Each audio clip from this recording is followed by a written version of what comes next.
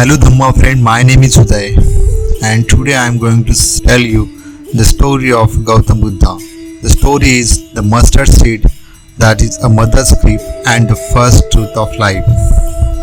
So, a grieving mother walked barefoot through the streets of ancient India, clutching the cold body of her son. She had been walking for 3 days, refusing to believe he was gone. Someone finally pointed her toward a man sitting beneath a tree, a man they called the Awakened One. So Kisa Gautami was not a philosopher. She was not a seeker of truth. She was simply a mother who refused to accept her child was dead. She carried her son's body to the Buddha and fell at his feet. Please, she begged, give me medicine to bring him back. The Buddha looked at her, not with pity, not with distance, but with a calm, deep recognition.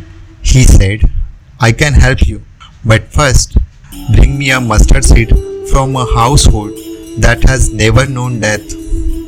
She stood up immediately. Hope, that was all she needed.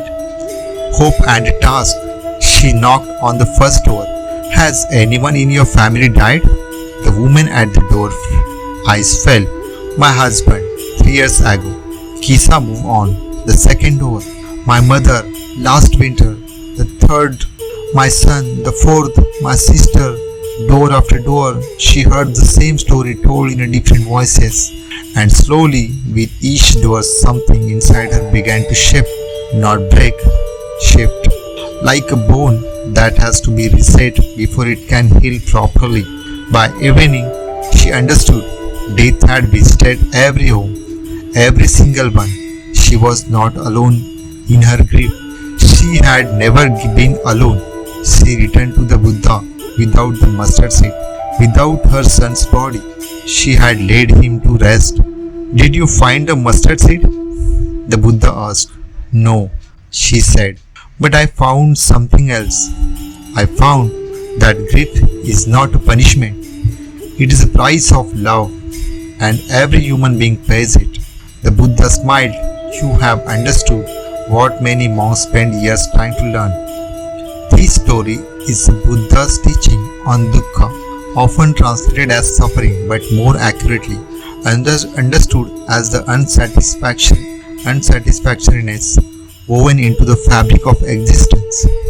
Dukkha is not a pessimism, it is a precision. Kisa Gautami's transformation was not about giving up her love for her son. It was about releasing the belief that her pain was unique, that she had been singled out by the universe for cruelty. When she realized that impermanence touches every life, her grief didn't disappear. It deepened into compassion. This is the Buddha's radical gift.